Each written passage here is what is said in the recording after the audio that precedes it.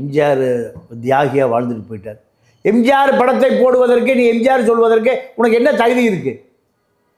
ஒரு தகுதி இல்லை. எம்ஜிஆரை போல வாழலையா?